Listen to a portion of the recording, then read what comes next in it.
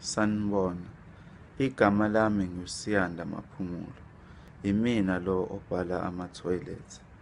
Ngiyaxolisa, ngisuke ngiganga. Ngaqala ukubhala amathoyilethi ngisemncane, ngisajabulela ukwazi ukubhala. Manje akusayekeki. Le nto isifana nesifo kimi, ngoba sengihlale ngiphethe ipeni.